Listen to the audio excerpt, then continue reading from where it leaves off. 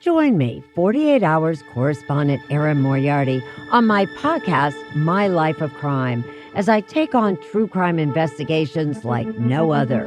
This season, I'm looking into the labyrinth of crime and secrets within families. I'm cutting straight to the evidence and talking to the people directly involved, including investigators and the families of victims. Listen to My Life of Crime with Erin Moriarty wherever you get your podcasts. This episode is brought to you by Marvel Studios Echo. All episodes streaming January 9th, only on Hulu and Disney+.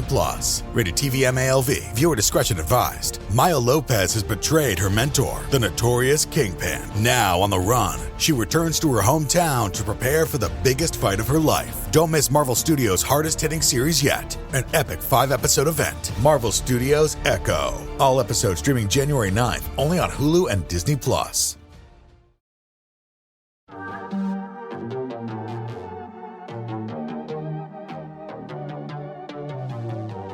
Hey y'all, I'm April. And I'm Caroline. And this is your Bloody Happy Hour. Caroline, are you ready for this? This is your newest guilty pleasure. It's the bloodiest part of your week. Did we say something about it also being happy hour? Show did. Because we're about to be sipping on some murder. Bloody Happy Hour.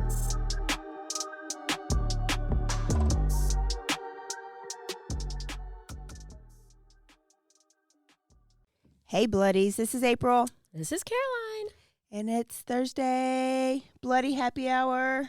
Are y'all ready for another story? Oh, yeah. They are. Yeah. Okay. First off, we got to get the housekeeping out of the way. Caroline, what are you drinking? Oh, some wonderful tequila. Tequila. We started this new tequila. It's called Lalo's. Lalo. It's 100% agave azul tequila blanco, and it's distilled in Jalisco, Mexico. So, randomly, I went to a tasting, loved it, and we may be starting a partnership with them. If not, it's going to be our own partnership, me and Caroline's, because it's great tequila. So, he signed the bottle to April and Caroline. Bloody Happy Hour. Salud! Cheers. Does that say salute or slavo? Oh, salud. I guess I thought it was Russian. Good tequila. If you haven't tried it, go check it out. Also, our other partner, Manscaped. Y'all, we know you know, but listen, Manscaped is so amazing. Every time I talk about it, I have to put it on because it smells so good.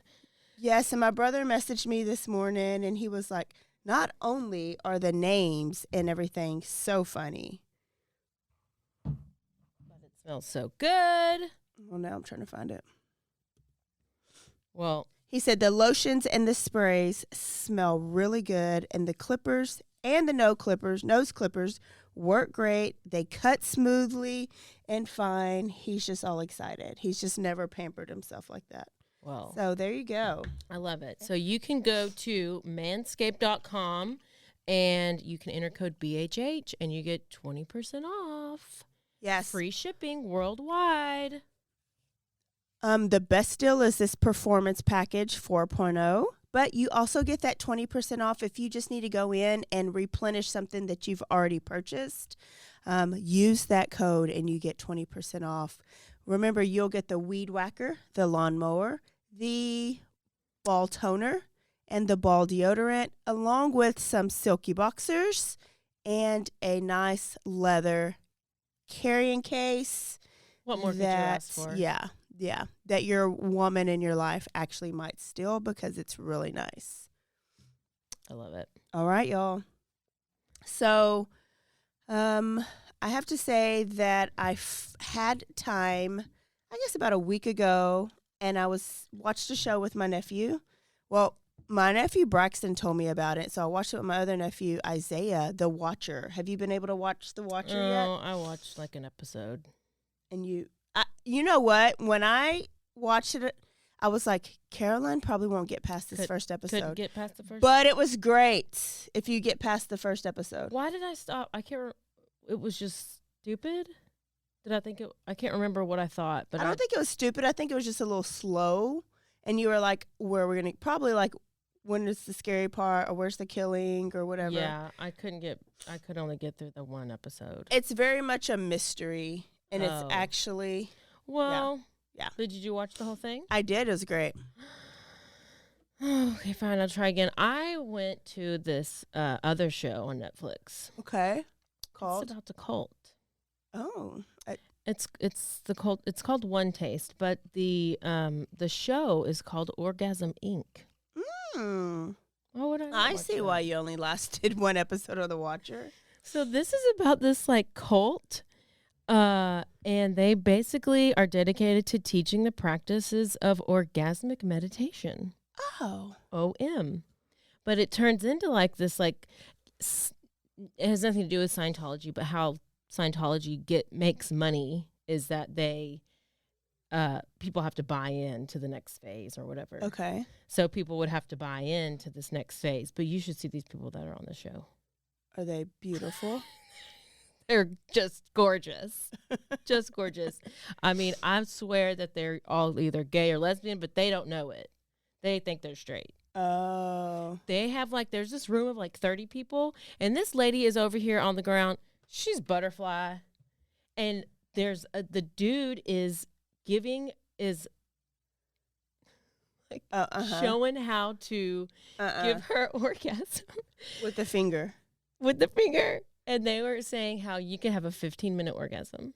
No. And you want to like ball up and cross your legs and be like, oh my gosh, no, this is so awkward and so weird. What version of Netflix do you have? I don't know. I was listening to Juicy Scoop and they were talking about it. And so then I had to go watch it and talk about it because it was so weird. And the lady who came up with this One Taste, you know, of course, these people are in San Francisco, which San Francisco is just a whole hot mess of a place. But it's founded by a female. And so she like does all these TED Talks and everything. And she's just like talking about orgasms. Wow. And, yep. Well, there's a big just, like orgasm in front of all these people. It's so weird. Did you watch all of it? Well, I got like 30 minutes left or something. Oh, and you don't even finish Jeffrey Dahmer, but you're going to finish this one. I did finish Jeffrey Dahmer. So, I did hear that there's a big percentage of women that do not orgasm. So I can see how that can draw in a bunch of people who are just like, what's the purpose of sex? I don't understand. Why? Yeah. Because they don't actually. That's so sad. That's very upsetting. Yeah, real that sad. is, very unfortunate. So if maybe you their need man to don't learn have how, Manscaped. yeah, if you need to learn how, you just go ahead and watch One Taste or Orgasm Inc. is what it's Orgasm called. Inc. Yeah. can't. So if you're, into that, go ahead.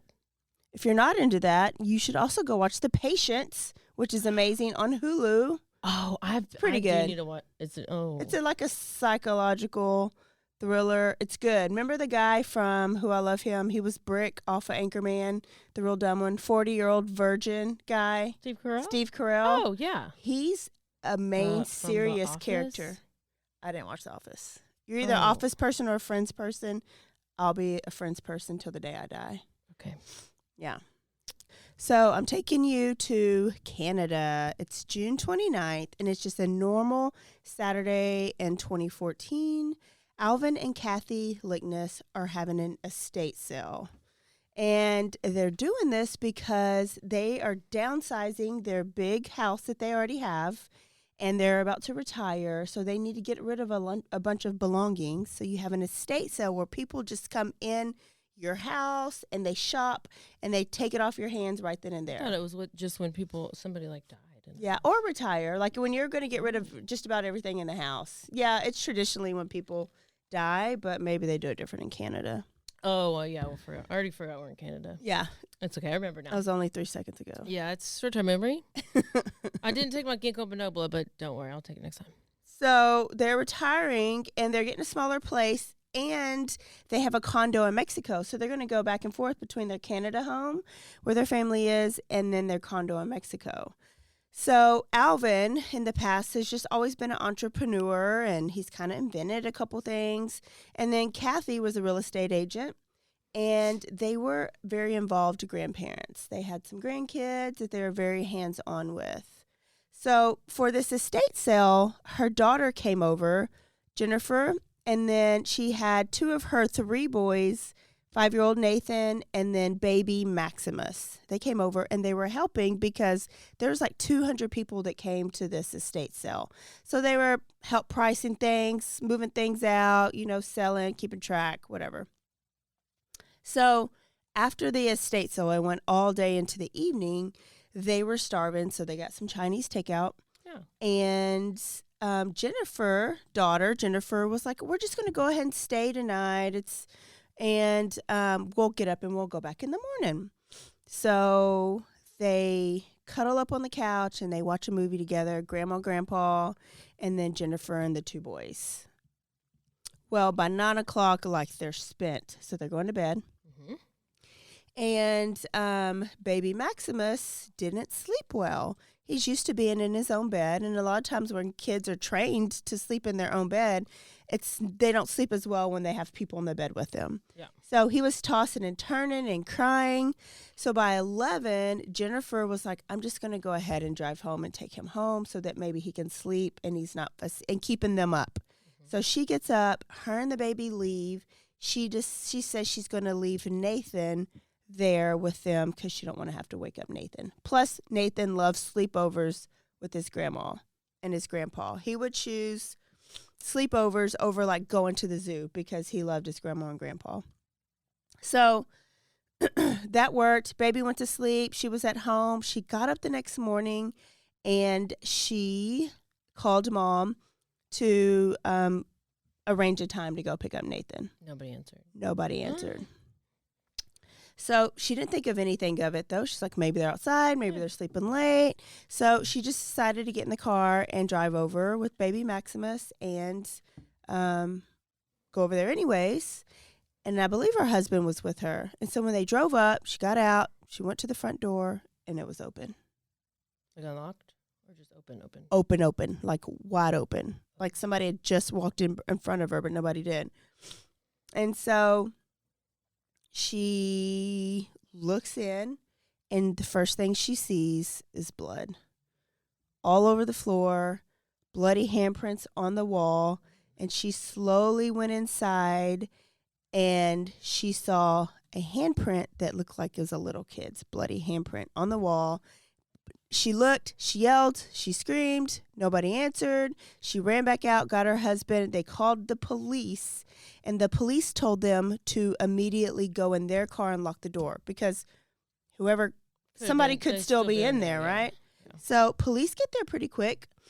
And when they get there, they were like, we need your shoes, because she had stepped through some blood looking for her mom and dad and her son. We need your shoes. And they thoroughly searched the house because maybe Nathan was hiding in a closet under a bed or something, as little kids traditionally do. 5-year-old Nathan, right? So they thoroughly searched, and Nathan was nowhere. Mama Kathy Lickness was nowhere, and Daddy Alvin, Pawpaw Alvin, was nowhere to be found. What they did see, though, was there were sheets missing from the bed, blood-soaked mattresses, drag marks throughout the hallway leading to the garage. In the garage was a bloody dumbbell, and there was a tooth on the floor and a bloody earring. Okay. All they knew is that something horrible and violent had happened in that house. Clearly. So immediately the police were like, let's not issue an Amber Alert yet. We don't have any information, because what really comes out in the Amber Alert? The child's description, the person who might have taken them, and the make and model of the car. Yeah. Well, they didn't have any of that. So they were like, let's look into some more. Let's do some more investigation. And they really found nothing. So later that night, they issued an Amber Alert for Nathan O'Brien, and it just said he has gone missing under mysterious circumstances. Okay. No info. Like, people don't even know what to look for. But people in this community, they're like, Nathan's grandparents really love him. Maybe they were selling all their stuff to run away, and they took Nathan with them, and they, you know what I mean? Yeah. So, when was all this again? 2014. Okay. So, people in the community initially thought it was like a custodial type thing. Police aren't thinking this because they've actually seen the crime scene, but they haven't released information about that. So all night and all the next day, the police interviewed neighbors, family members, friends, anybody who could have been at this estate sale. They canvassed the neighborhood, and they worked around the clock. There were over 1,400 tips that quickly. Like, this police department, if you get killed in Canada, because I feel like they were DTF. Yeah. There were so many tips that came in, like the system shut down, that they had to reboot. I just remember seeing that on one of the shows. And they had every officer that they could have on there. So there was up to 200 police officers working on it at different areas on this case. Yeah. So they interviewed all these people, and by the end of the next day, they had 6 potential suspects. One was a local sex offender. One was a former housemate, like a house guest that lived there, and then some former disgruntled employees. Disgruntled employees. Yeah. So the day after the disappearance, the O'Briens do what any parent would do in this situation, and they plead to the public and the media. And I have a little bit of that right. I need you to hear my voice right now, and I need you to know that Mommy and Daddy love you more than anything in this world. We know you are our superhero, and I just need you to stay strong, and we are going to see you. And Amber. So that was Mom. That was Dad. Little Nathan loves superheroes, and more of the video kind of tells them, we know you're a superhero. Like, just be strong. So they interviewed all the neighbors, and this is a nice neighborhood, so there's a ton of camera footage, okay? And they review over 60 videos from different homes and nearby businesses, and they discover a vehicle and a shadowy figure on that street in front of their house at 3 in the morning, and this is an old 70s model green Ford truck. Okay? It circled the Lickness house a couple times, stopped, somebody got out, peeked through, came back in the truck, and then the last time they got out, they didn't come back for a little bit later. 2 hours later, the same truck was seen on CCTV footage on a nearby roadway, but this time there was something white balled up in the back of the bed of the truck. And then 2 hours after that, so it would have been like, that was 5 o'clock, so about 7 o'clock, I guess, it was picked up again, and the large white thing that was in the back of the truck bed was gone. So what do you think they do? What? Who? What are they? The police. Oh, they go find the truck. Yeah, the truck with the missing bedsheet, bloody bedsheet. Bloody bedsheet is what it probably was, right? So the police released a description and a flyer, and it's all over Canada, of this truck, which it's a 70s model truck, and it's green. So it's a very visible truck. Like, if you've seen it, you know you've seen it, right? So released the description. And when they released that, they also said that they believed that there was a violent incident that took place at the Lickness household. And they are looking for this truck. Okay?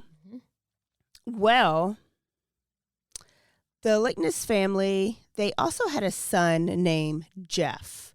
And Jeff was dating a girl named Patty, right? Okay. Patty called the police, and she was like, I know this truck. My brother has a truck just like this, or at least he used to, because she was estranged from her brother for a little bit. My brother's name is Douglas Garland. You should look into him.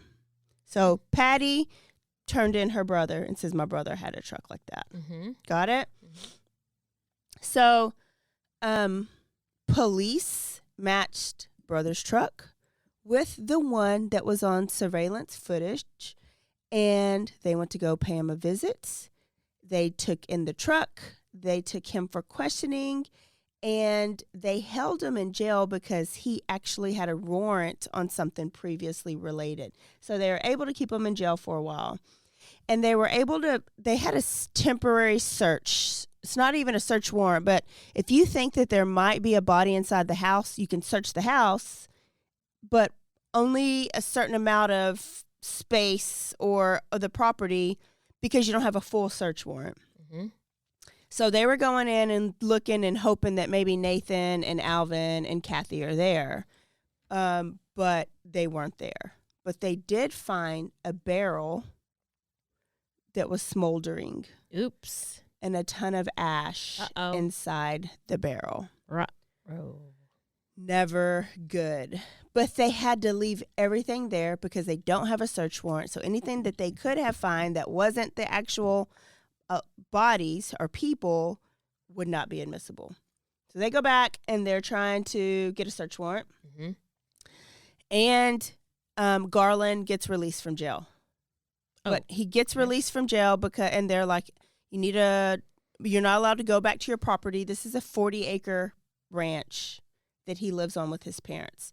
You're not allowed to go back to the property. You can go stay at this hotel and keep the address, and because he's still under investigation and he still has court date for something else that he did. So now they want to look into Douglas Garland. And what they found is that he has a criminal past, including drugs and identity theft. Okay? Okay. While they're kind of digging into him, an aerial photographer comes forward. So random, and it's just so weird. He is actually surveying a lot of the properties around there, including this 40-acre ranch. And he has this $1.2 million drone camera that was set up to take a picture every 3 seconds. Mm-hmm. So when he heard that this Douglas guy and this family went missing, he went back and he was like, well, let me just see if we just happen to take a picture of his property on this day. And they did. What they found on his camera was shocking. What they know is they were able to zoom in, zoom down. They see that burn barrel, and then you see 2 adults and 1 kid. Like the adults weren't dressed all the way, and then 1 kid curled up in a ball outside the barrel. That's really all they can see. And so now police are like, let's go search the whole property. Did you find pictures of it, or do I need to look it up? Of what? Of everything? Of what the drone took. Yeah, it's on there. Oh, that we can and you can, and there's like the family. I'll show you the family here in a little bit, and the little boy. My goodness. So it's very, very grainy because they're taking it from thousands of miles up in the air, but the technology that they had, that they were able to zoom and zoom and zoom. So it's pretty grainy. Yeah. So they were doing their search. There was a tons of other containers on the property. Mm-hmm.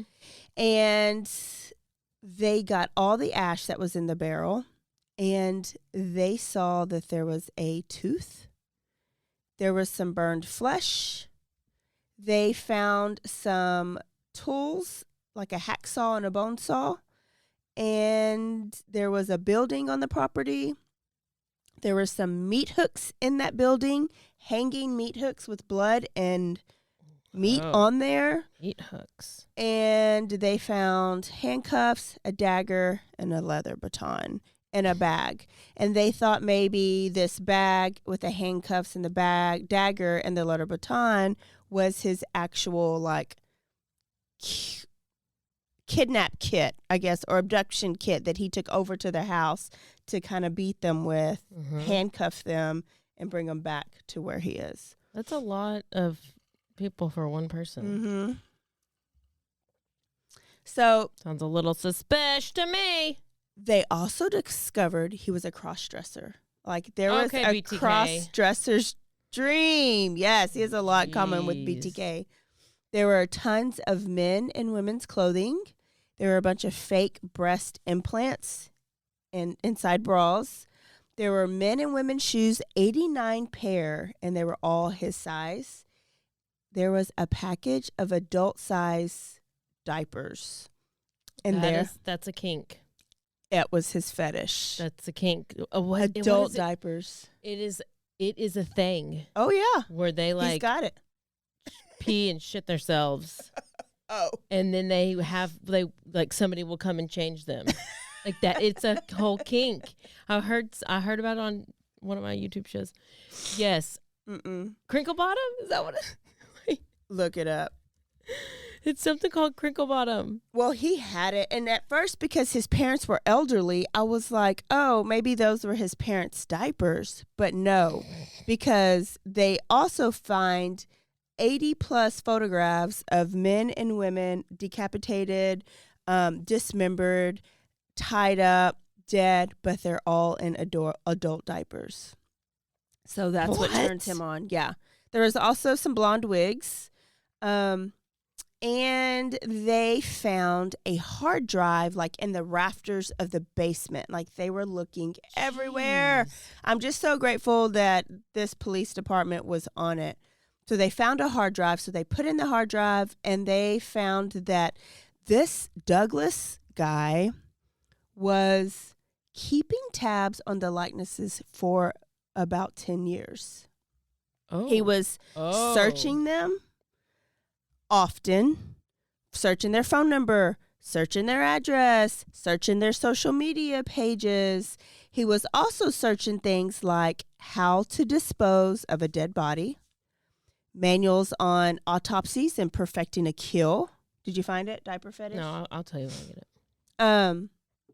How to burn a dead boy in the quickest way. Oh my God. Oh, sorry, dead body in the quickest way. My typo.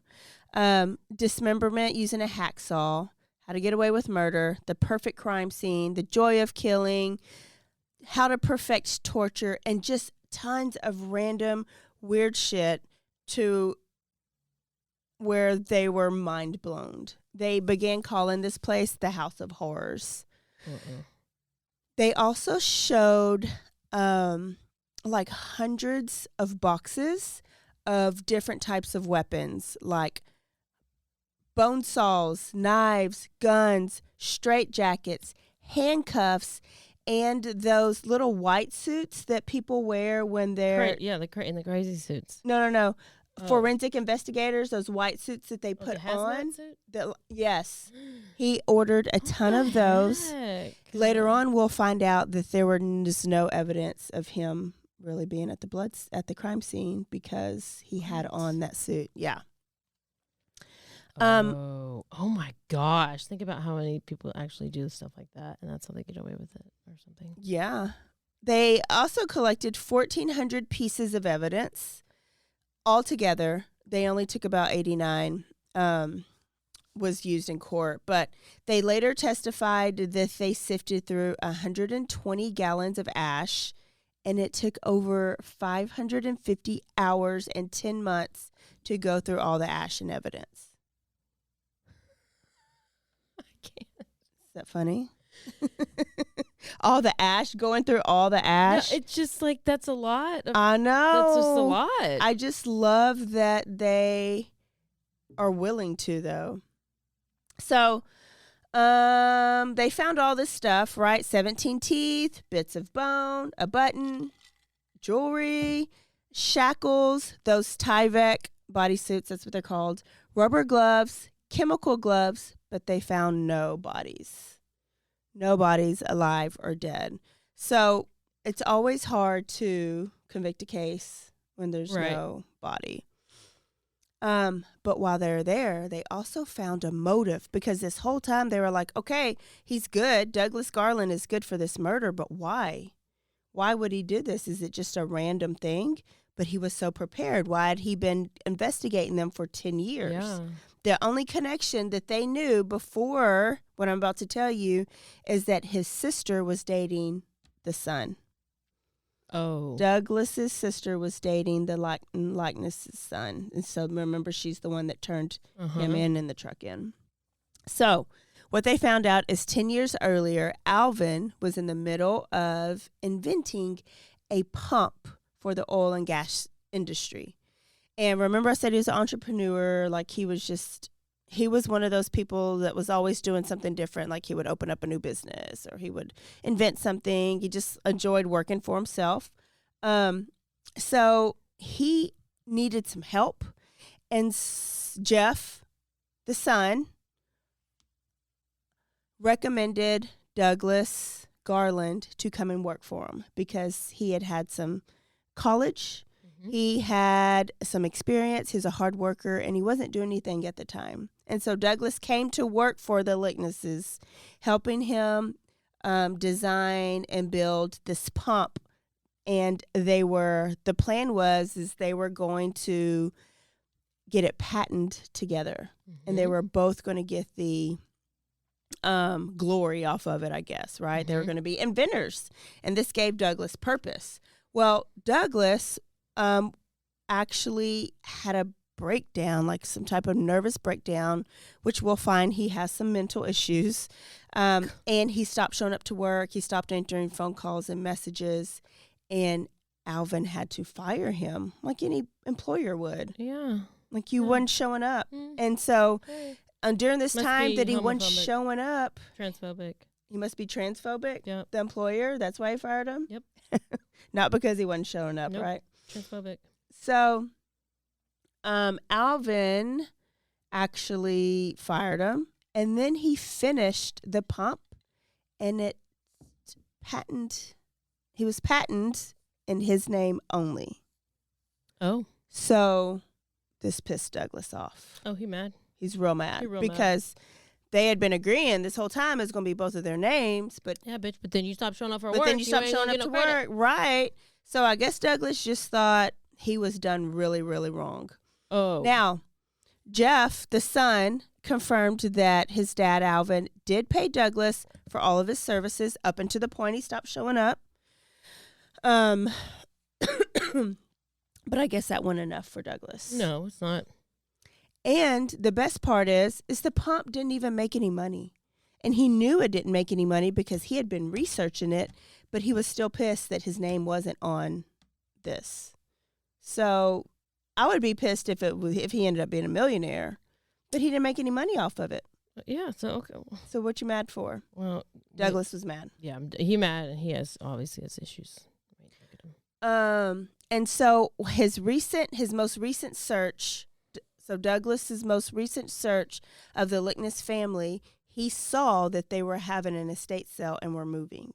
So this made him expedite his plan. He was already planning to murder him. Oh, but now he had to really. Now he had to do it like that day, that week, because he didn't want them to move and he doesn't get his revenge. So this is what we call a revenge killing. He couldn't do it after they moved?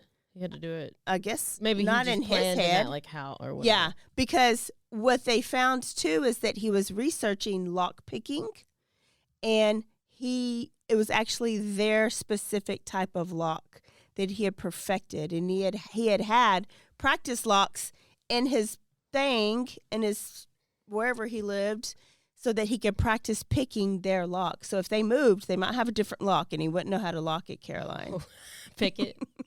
He wouldn't know how to pick it.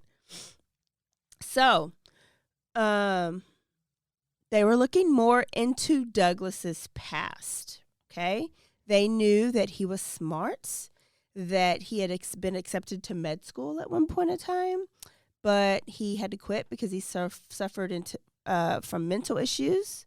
They One of those issues was paraphilic infantilism. Is that what it's called?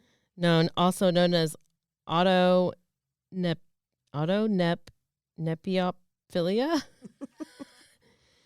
photosexual infantilism, and adult Baby syndrome is a sexual fetish that involves role-playing, a regression to infant-like state.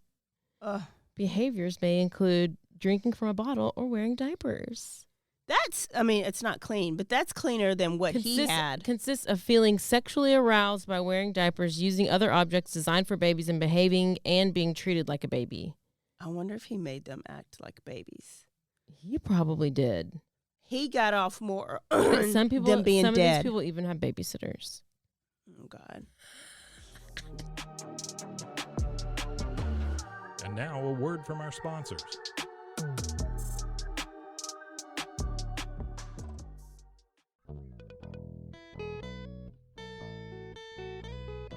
Hi, this is Sarah. And I'm Carter. And this is Some of Our Thoughts.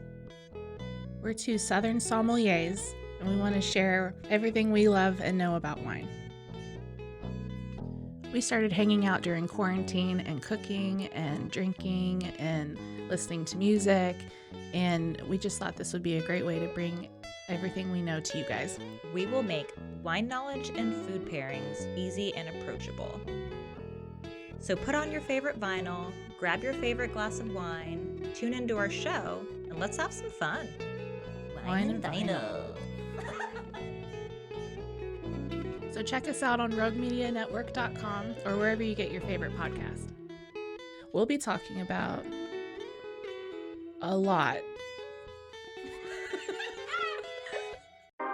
911, what's your emergency? Do you hear that? It's coming from the house. It's coming from inside the house? Do you mean? Could it be? The Poltergeist. New from Rogue Media. Two haunted hotties talking about haunted places. Every episode we dive deep into the darkest places and give you a bit of history. We're getting spooky in all the right places. You've gobbled your last ghoul. Follow along for the craziest and spookiest stories with Debbie's Dark Tourism. The Stanley Hotel, Winchester House, The Alamo, Hotel Monte Vista, and more spooky places. Find us at _Poltergals. POLTERGALS. Look over your shoulder. It's us, the Poltergals. Wherever you consume the podcast, you can find us there.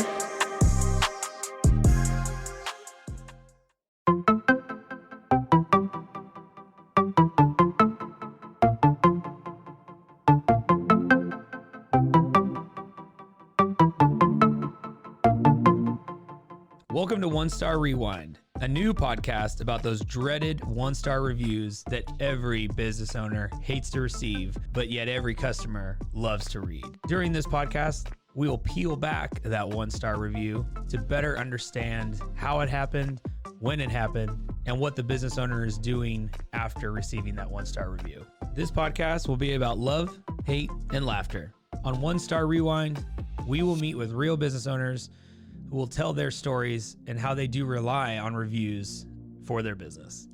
Follow us on Facebook, Instagram, or download us at roguemedianetwork.com. Please subscribe, but only rate and review for not a one-star review. Join us each time for a new review and a new story.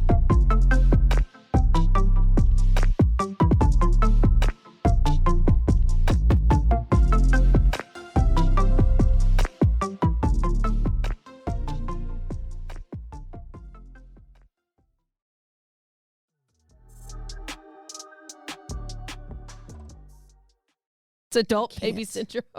I can't. I'm going to still call it crinkle bottom. Crinkle bottom. Because they be wearing diapers. People in their diapers, they get the crinkle bottom. So gross. They found out that, throughout his life, he would have these periodic breakdowns. In 1992, he was arrested for operating a meth lab on that same property that they were searching. And he went to court for it. And then he fled. And he fled to British Columbia. And he found a new identity of a guy named Matthew Kemper Hartley. This guy died in 1980 from a car crash. And so Douglas assumed his identity and started a whole new life Oh, gosh. Under this little boy's identity. So while he was Matthew, he also said that he had a science degree and a ton of experience as a lab tester, right? Okay. So he got a job at a laboratory testing pesticides and herbicides, making good money. And he did it so well that he was promoted to supervisor. I hate that these people who are so freaking big, huge weirdos and murderers, and they're always real smart. So smart. So annoying. What a waste. Because he gets away with this for 4 years at this one company, makes all the money, but has a nervous breakdown and gets fired. I wonder if they're just too smart and they're not challenged. So then they just have to make up all this extra shit to do. I don't know. Maybe so. So pissed about it. Maybe so. So he was fired in 1997, but he was collecting unemployment checks in this Matthew kid's name. So he was off of work, having a breakdown, collecting unemployment benefits in this kid's name. And by 1999, he had got another job at the British Columbia Institute of Technology, another great job. What the heck? Where he was killing it again, but somehow they found out who he was, and he was arrested, and he went to jail for the meth lab. And when they... And that's what he's actually, they kept him in jail for, is because this identity theft thing. So it kind of worked. Yeah, it kind of worked out in their favor that he had this. So when he went to jail this time, he was sentenced to 39 months. This was back in 1999. He was released after only 6 months, and with the promise of a psychiatric follow-up.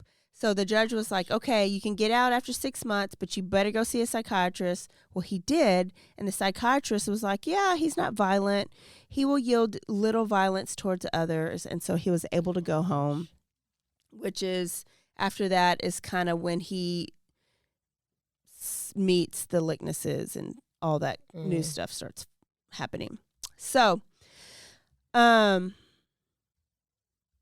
also, after he was released from jail, that laboratory that he worked for, Caroline, was pissed because he fooled them for 4 or 5 years. So they want to sue him. They get to sue him, and they do. So they get their lawyers, and they take him to courts. And, you know, what do you think Douglas does? What he did what any sociopath would do in this situation when you're in court. Oh, is he a sovereign citizen? He represents himself. He represents himself. He has no attorney. Mm-hmm. He represents himself. But, you know, unlike Bundy and Darrell Brooks, he wins. Oh, God. He wins. And the judge ruled that he deserved because the company wanted him to pay back all those unemployment benefits and all those things, all the money they paid to him because he lied about it. And so he Douglas proved that he was like, I don't care what name I was under. I earned it. I did the job. You thought so well that you gave me a promotion and a raise, and then you fired me. So why wouldn't you give me unemployment? And so the judge was like, yeah, I'm going to give him that. Oh, my gosh. So he won that trial. And he didn't have to pay back any of that money. And he continued to get some of those unemployment benefits, which was crazy. So now what we know about Douglas is he is smart and he is a loner because he has had no friends, no wife, no family during this whole time. So that's all investigating Douglas. And so now it's time for trial for the murders of Nathan, Alvin, and Kathy, because they know they haven't found bodies. All the blood that they saw at the initial crime scene, unless you went to a hospital afterwards, you weren't going to be able to live. Mm-hmm. Plus all the teeth and flesh that they found on the property, they knew that they were probably dead. Yeah. They just didn't have the bodies. So it's January of 2017. So the murder happened in 2014. Here's the case. Here's the trial, January 2017. They showed all the crime scene and aerial photos, and that photo that kind of got them out there. Remember I said it was the barrel and it was the 2 adults and the kid? Mm-hmm. When they zoomed in, the adults, Kathy and Alvin, had on diapers. He put adult diapers on them as he tortured them. No. So I'm not saying that is innocent, what you're talking about. Like, sucking their thumb, pacifier bottle or whatever, having a babysitter. That's a whole nother issue. But he likes them to be tortured in the diapers. So his photos were like them being dismembered, them being tortured and gagged. That was his weird kink sadism part of it. So they also found that the tooth that they found in the ashes were little Nathan's. They were teeth of a little boy. They were Nathan's. And then they showed a aerial photograph that was taken of the same spot 24 hours later, and there was nothing but the burned barrel smoking. So he had gotten rid of their bodies that quick. Oh my gosh. Part of his research was how to burn a body in the quickest way. And all these ones that we've talked about have not been able to master it. Right. He mastered it, No. which is crazy. He mastered it. So his sister, Patty, also testified that she remembers Douglas being angry this whole time and hating the Licknesses, and often complained and was angry that he was being wronged about the patent of the pump, and that's why they haven't really talked, because he was mad at her for being engaged into the family. He thought his sister should take his side because they wronged him. Oh. And his sister was like, get the fuck over it. You went crazy and you got fired. Take you some medicine or go to the doctor. Yeah. So what we found out at the trial and what we know is that Douglas entered the house and brutally beat Alvin and Kathy and Nathan, but just enough to keep them alive. Then he bound them, wrapped them up, put them in the truck, but they were still alive when he got to the property, because that is where he wanted to torture them. Oh, no. He tortured them. He dressed them in diapers, tortured, killed, dismembered, and then efficiently burned their bodies in barrels. And the trial lasted 5 weeks because they had 89 pieces of evidence to present. And being very thorough, because there's no body. And there was no evidence of Douglas being at the crime scene. So a good lawyer could take that and run with it, right? So they felt like they had to enter all this evidence. So now it's time for the jury to deliberate, and they deliberated for 9 hours, which I was surprised. And he was guilty of all counts of first-degree murder. 3 counts for all 3 of them. Throughout the trial, Douglas never showed any remorse, any regret, anything. And he was sentenced to 125 years, no parole for 75 years. And by this time, I think he's like close to 60, 55 or 60. So parole in 75 years, like he's going to be too old. He's going to be dead. Why are you even getting parole? I think I don't know. We don't know. It's Canada. Yeah. There's no telling. But, 125 years, he definitely got a decent sentence. Oh my gosh. The judge's last words was, "These acts display character of evil, and you can't rehabilitate evil." So he is in the best place he needs to be. And oh my I know. You'll be happy to know that as soon as he hit the prison grounds, he got his ass whooped and was put in a diaper. Like tons of prisoners whooped his butt. He was put in a infirmary, I think is what they call it there, for a little bit. And then he got out. He was beat a second time until he was unconscious. They thought maybe he would die, but he did not. He woke up in the infirmary, and he was stable, and now he's just living a horrible life in prison. Oh, good. Yeah. I was wondering, like, when I know they always beat up, like, the child rapists and child murderers, but, like, what did they do to get in there? I know. Like, why are they better than that? Isn't it funny? It's a hierarchy of and then, like, crime. How do they know? I guess they just talk to other. They hate rapists.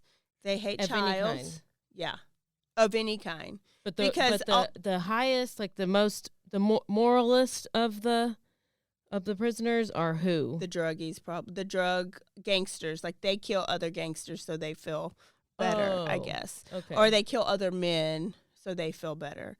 And a lot of the people in there still love their mamas. So when they find out that somebody's raping women, they think of their mamas and their sisters. Oh. Or when they're child molesters, they're gross. Oh, so yeah. they whip their ass, and that's why they have to be in usually in some type of protective custody. In 2021, Douglas tried to file an appeal, but it was denied. Good.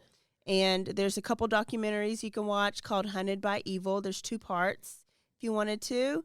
And then Jennifer O'Brien and Rod O'Brien, the parents of Nathan, started a Nathan O'Brien Foundation. And it's centered around sports. It has a decathlon. Somebody anonymously funded or gave them $1 million to start this. And so they help little kids.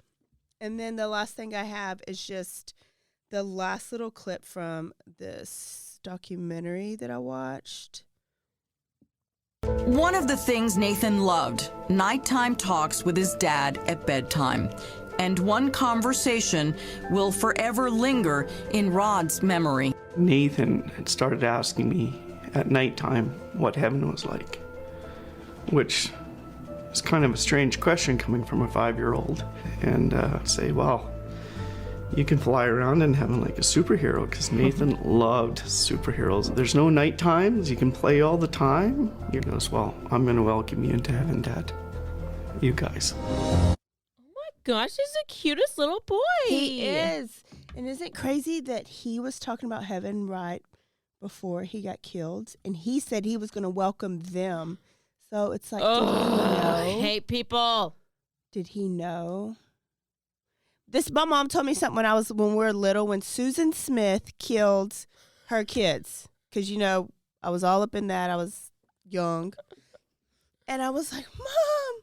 And like my little brother was about that age. And she was like, I just think I have to believe that the Lord takes them so that they don't suffer. So he's like, little Nathan was already in heaven. Like he wasn't enduring the torture. That's like what I tell myself. Yeah. Like when I'm going through this, because it's horrible, y'all. It's horrible. Oh my God. I know. The way the little boy, and so those parents can't deal. So there's just a great story. Wow, what a great story. I mean, hey, what up, Canada? What up, Canada? They're little. You started off pretty hot. I mean, we got a good one for Canada. That was a good start with Canada. And the police. I was like, at least it always makes it worse when the police don't do their part, right? Mm-hmm. They did their part from the beginning to end. So shout out to Canada Cavalry Police. Let's do a palate cleanser. We haven't done an animal fact in a long time. Yeah, animal fact. Yeah, let's do it. Zebras have horizontal pupils with eyes on the side of their head so that they have a wide field view and built-in binocular vision. What? They also have night vision. Oh my gosh, I'm looking this up right now. You don't believe my old student? I do, but I want to see it. They have eyes that are on the side of their head and in front of their face? Also, bats. 4 eyes? No. Oh. What? No, their eyes like horses are on the side of their head. Oh, okay. Oh my gosh, I wish I could. I wish I had night vision. I cannot see. I was trying to go to somewhere. So what was special about it? Because the horses don't have night vision? I don't know. Isn't a zebra just a horse, but No, different what was colors? special is they have binocular vision. So like we can see through a binocular, they automatically have that all the time. Look at those. Yep, she's on the thing. Yep. Okay, y'all. Wow, what a great story and a great fun fact. Fun fact. Y'all, if you haven't done so yet, newbies, we hope you enjoyed this story and tune into some of our other ones. We give you a different story every week, plus some news on a Tuesday. If you haven't done so already, go rate, review, and subscribe.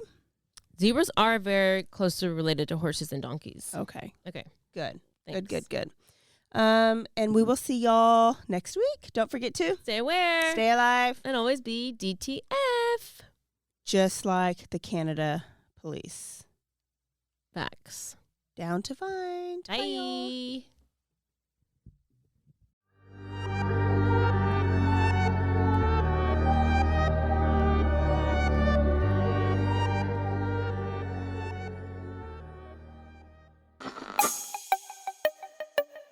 This has been a Rogue Media podcast.